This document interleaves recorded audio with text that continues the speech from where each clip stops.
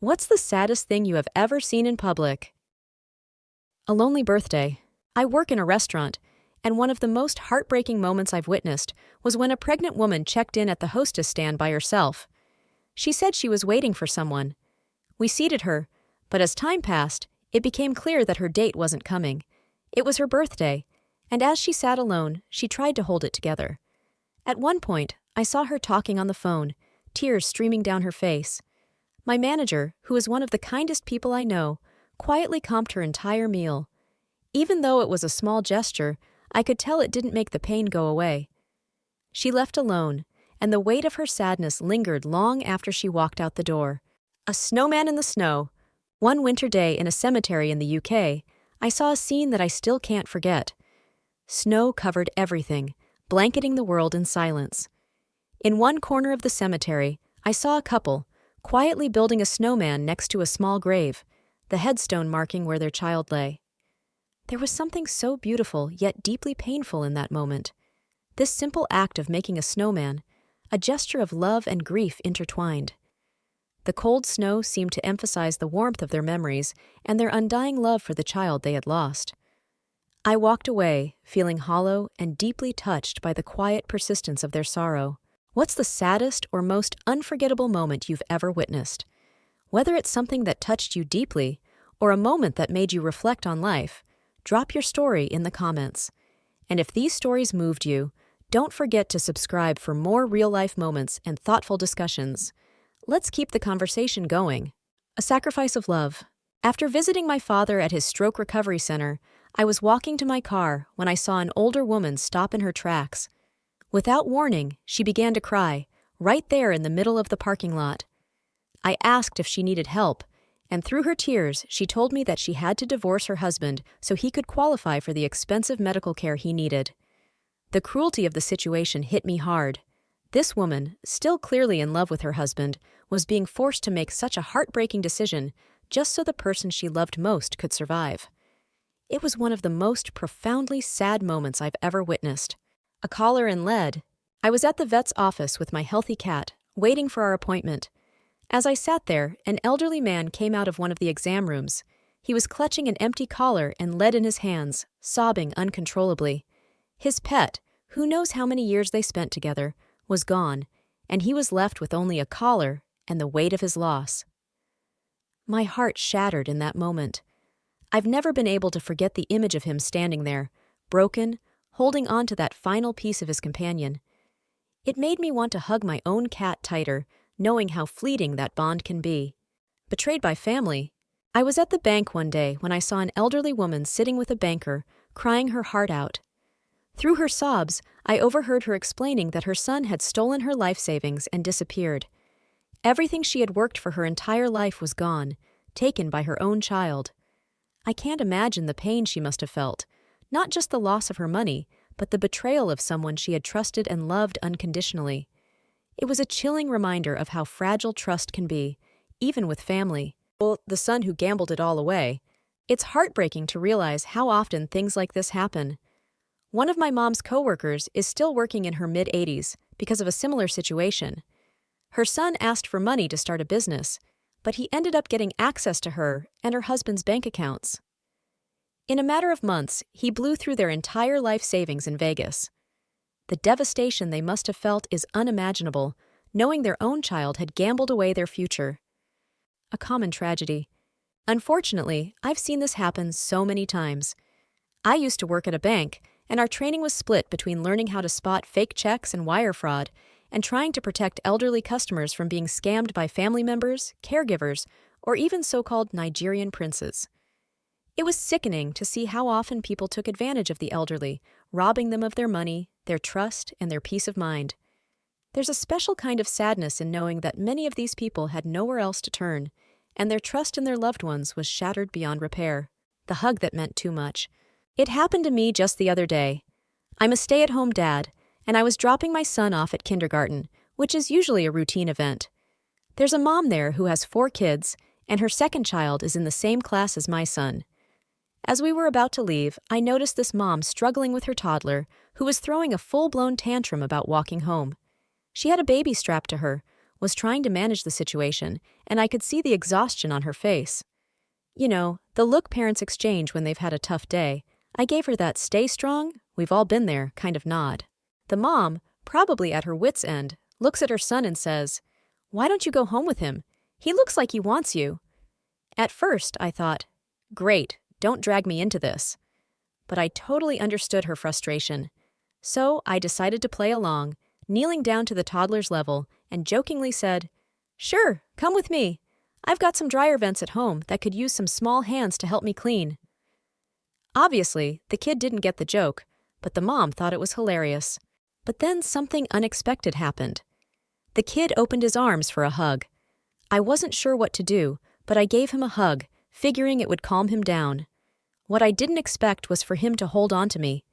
And I mean really hold on. He clung to me for a good 5 minutes, like he was afraid to let go.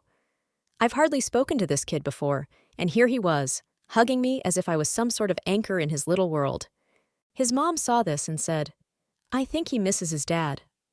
I asked, "Is he away?" She shook her head and said, "No, he's just not a hugger. Neither am I." My heart sank. Here was this little boy, starved for affection, clinging to a stranger because he wasn't getting the love and physical touch he needed at home. It was sad, deeply sad.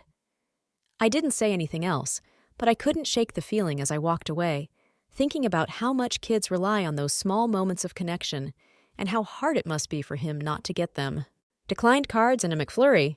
A couple of weeks ago, I was at McDonald's, just grabbing something quick. Ahead of me in line, I noticed a parent trying to buy their kid a McFlurry. Simple, right? Except I saw the cashier run their card, and it got declined.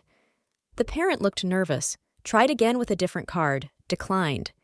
This happened *4 times * in a row, with the kid eagerly waiting, and you could see the embarrassment all over the parent's face. They were just trying to give their child a small treat, but they couldn't even afford that. It hit me hard, that quiet desperation when you're doing everything you can and still falling short. A heart full of gratitude and pain. I pass by a hospital every day on my way to work, and in my country, being a third world country, the scenes outside are often gut-wrenching. You see people with all kinds of diseases, disabilities, and injuries, even children waiting for treatment, sometimes screaming in pain. The hospital lacks the capacity to treat everyone inside, so they wait outside, on the streets, hoping for a chance. It's a sight that never gets easier to see, and every time I pass, it reminds me how lucky I am to be healthy. But it also breaks my heart knowing that so many aren't as fortunate, and their suffering is so visible, so raw. It makes you realize how fragile life is, and how much we take for granted. 10 hours lost in a grocery store. One morning, I was at Publix picking up something I had forgotten for dinner. As I walked around the aisles, I noticed an elderly lady shopping as if she were just another regular customer. No big deal. But hours later, I went back to grab something else and saw her again, with the same items in her cart, wandering the store as if she had just arrived. Turns out, she had been there for *10 hours *, lost and confused, and no one had bothered to check on her. She was having a dementia episode. Her husband said she had woken up, taken the car, and left without him knowing, trying to do her daily routine from years ago. It wasn't until later that they found out she had a silver alert out for her. To make matters worse, she was diabetic and hadn't eaten or taken her insulin, which made her even more disoriented. When the firefighters arrived, one of them got up on his soapbox and called out the people who ignored her for all those hours, saying it's criminal to see someone in distress and just turn away. The idea that she could have collapsed and no one would have helped still bothers me to this day. How can we become so disconnected that we don't see when someone desperately needs help? A life stolen by a loved one. At the bank one day, I overheard an elderly woman sobbing at the counter. She was explaining to the banker how her son had stolen her entire life savings. Everything she had worked for, gone in the blink of an eye, taken by someone she trusted more than anyone. He had disappeared, and she was left with nothing. The betrayal in her voice was what struck me most. She wasn't just mourning the loss of her money. She was mourning the loss of trust, the kind of trust that can never be repaired once it's shattered. It's a pain you can't put a price on. The heartbreaking truth behind family fraud? Hearing stories like that always makes my stomach turn, And unfortunately, it happens way more than we'd like to think. One of my mom's coworkers had a similar experience. Her son asked her for money to start a business. She trusted him, of course. He was her son. But somehow, he got his hands on their bank account info and drained their life savings, spending it all in Las Vegas. They were left with nothing, forced to keep working into their 80s, all because of a family member they thought they could rely on. The emotional devastation must have been even worse than the financial loss. Scammed by loved ones and strangers. When I used to work at a bank, we were trained for this exact thing. Half of our training was dedicated to preventing fake checks and wire fraud, but the other half? It was all about protecting elderly customers from being scammed, whether by strangers or worse, by their own family members. It happened all the time, and it was the hardest part of the job.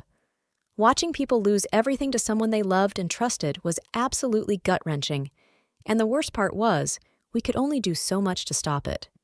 So many people left with nothing because those they relied on betrayed them in the most painful way possible. A lonely figure on the street. I once saw a homeless person sitting alone, looking utterly defeated. They sat on the corner, head down, as the world moved around them. People walked by, heads turned away, as if this person didn't exist, as if their pain wasn't real. I remember pausing for a moment, watching the stream of people passing without a second glance. It was a stark reminder of how much struggle is ignored in our daily lives. Seeing the weight of the world in someone's eyes like that has stuck with me ever since. It's one of those moments that make you question how easy it is for society to look away from those who are hurting the most. Waiting for a date that never came. I used to work at a restaurant, and one evening I saw someone sitting at a table, waiting. At first, I thought it was just another regular date night scenario. But hours passed, and the person stayed there, glancing at their phone every now and then, checking the door each time someone entered. 4 hours later, the restaurant was closing, and we had to ask them to leave. I'll never forget the look on their face, the quiet sadness, the tears welling up in their eyes as they realized no one was coming. It was heartbreaking to witness someone's hope dissolve into disappointment like that. It made me think about how fragile and raw moments of loneliness can be, even in the most public places. A brutal reminder of punishment. I was visiting a woman in Ukraine, long before the war started, and we went to a dog park with her dog one morning. As we were walking around, we stumbled upon a disturbing sight, a man tied up to a tree, half naked, with a sign above his head written in Ukrainian. His face and chest were smeared with dog waste. I asked my girlfriend what was going on, and she calmly explained, "That's an animal abuser. He's going to spend the whole day like that, and he's not going to enjoy it." I was shocked, but also realized there was a sense of justice at play. The dog waste bins were all locked, and next to the man was a large trash can, making it very clear what was expected to happen to him throughout the day. As we were leaving, we saw an elderly woman approaching him with 2 large German shepherds in baggies in her hand. Without hesitation, she walked up to the man, turned the baggies inside out, and smeared the contents all over his face, hair, and chest. He was sobbing and throwing up, his face completely covered. There was a police car parked nearby, just observing, and when I asked why they weren't intervening, my girlfriend said, "They're just here to make sure no one goes too far." It turns out, these kinds of semi-official punishments are not uncommon in Eastern Europe. While it was shocking to witness, it also left me thinking about how communities deal with those who harm the vulnerable, in this case, animals. The entire event was raw, unsettling, but strangely telling of how deeply people in that area value justice for creatures who cannot defend themselves. Dog left to die and a life on the edge. There are 2 things that will forever stick with me. The first was seeing a dog get run over right in front of me. The driver didn't even stop, just kept driving as if nothing happened. I watched helplessly as the poor animal lay there, and that image is still burned into my mind. The second thing was watching a woman attempt to take her life by jumping off the banister of a dock. It was a beautiful, serene day by the water, but in a split second, it turned into a nightmare. That sense of helplessness, watching someone in that much pain, is something I'll never forget. Parents hurting their children in public. One of the saddest things I've ever witnessed was seeing parents openly hurting and scaring their children in public. It's one of those moments where you feel both anger and sorrow, knowing those kids are at the mercy of the people who are supposed to protect them. There's a certain cruelty in seeing a child's face filled with fear and confusion, unable to understand why the ones they love are causing them pain. It's a sight that stays with you, gnawing at your conscience, wishing you could do more than just observe. Poverty amidst luxury in Soho? In the heart of Soho, NYC, I once walked by a homeless boy, probably no older than his early teens, lying face down on the sidewalk. It was the dead of winter, and he was shivering, covered in dirt, with nothing but a thin layer of clothing between him and the icy concrete. What made the scene even more haunting was the backdrop. A luxury store, Gucci or Prada, I can't remember which. The stark contrast between this boy's unimaginable poverty and the absurd wealth just steps away made my stomach churn. People were walking by, carrying designer bags, stepping over him as if he was invisible. That image will never leave me. A cousin's unbearable grief. I'll never forget the moment I saw my older cousin bawling his eyes out, holding his 10-week-old son who had just passed away. His pain was so raw, so visible, that it felt like the entire room was suffocating under the weight of his grief. The sight of him cradling his baby, whispering words through tears, completely shattered me. Watching someone you love go through that kind of unimaginable pain is something that lingers, leaving a deep scar on your soul. Pretending to be happy, one of the saddest things to witness is someone who is clearly breaking inside, but trying so hard to act like everything's fine. It's a quiet kind of devastation, one where the person is doing everything they can to hold it together, forcing a smile while their eyes betray the truth. It's heartbreaking to watch, knowing there's nothing you can say or do to take away that pain. The facade of happiness can be as fragile as glass, and watching it crack in front of you is a special kind of sadness. A zoo intern's trial by fire. During a visit to the zoo, I witnessed a new intern trying to clean out the lion house for the first time. The smell was overwhelming, and she could barely keep herself together. She'd go in, try to clean, then come back out, puking and shaking, sitting on a bench with a bucket for a few minutes before trying again. Her second attempt was no better. She was visibly struggling, trying to regain her composure, but failing miserably. It was hard to watch her suffer through it, but at the same time, it was clear she was determined not to give up. The whole situation was both sad and a little bit amusing in a strange, human way. A grim discovery in Vietnam. On my 30th birthday, my dad and I were in Vietnam, exploring the countryside during a trip. Later that afternoon, we returned to Ho Chi Minh City, and as we pushed through a crowded sidewalk, I nearly tripped over a dead woman lying partially covered by a blanket. Police officers had just arrived, but were doing a poor job of crowd control, standing around smoking cigarettes. What made it even worse was the moment a younger woman burst through the crowd, recognized the corpse, and collapsed in grief. She fell to her knees, clasping her hands to her face and sobbing uncontrollably.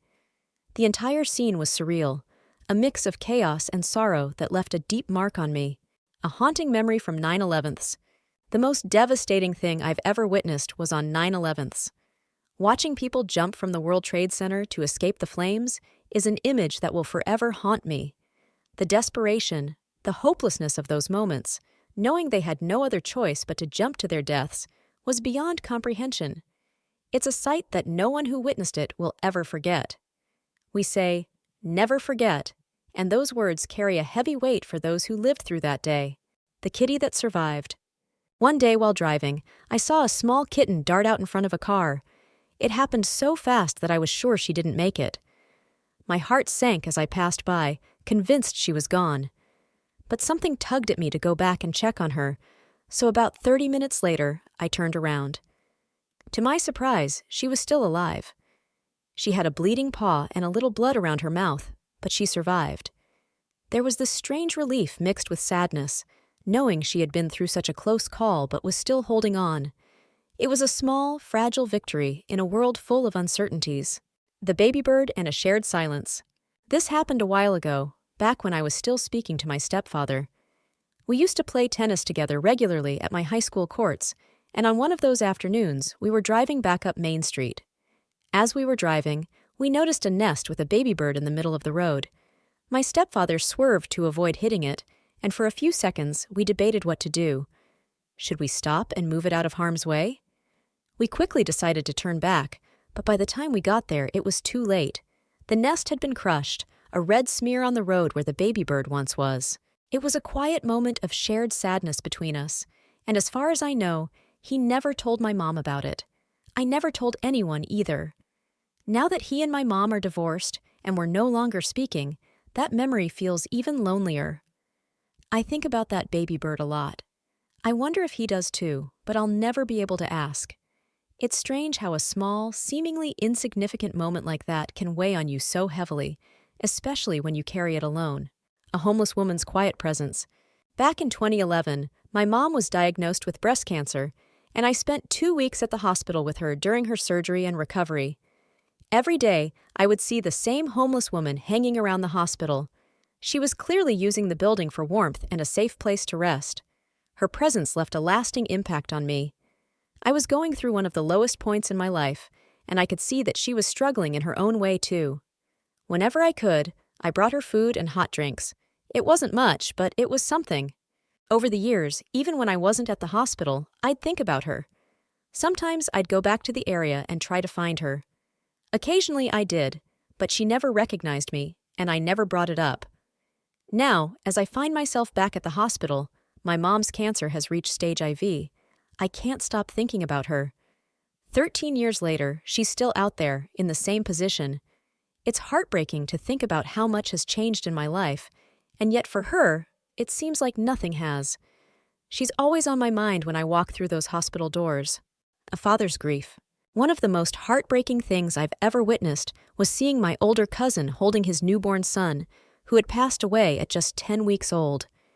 He was sitting there, tears streaming down his face, cradling his baby as if he could somehow bring him back. The grief was so raw, so visible. It was like the whole room had stopped, consumed by the weight of his sorrow. I remember standing there, feeling utterly helpless, watching as he whispered to his son, knowing there was nothing that could ease his pain. It was a moment that I'll never forget, and the image of him holding his child in those last moments will stay with me forever. A human connection across time. Seeing someone in pain, even a stranger, can create a bond that lasts far longer than you'd expect. I often think about a homeless woman I encountered at the hospital. At a time when I was overwhelmed with my own problems, caring for my sick mom, I would see her sitting outside the building, just trying to stay warm. I brought her food whenever I could, and though she never remembered me, that didn't matter. Over the years, even as my life moved forward, I'd go back and try to find her. She's always on my mind when I'm back at the hospital now, especially since my mom's health has taken a turn for the worse.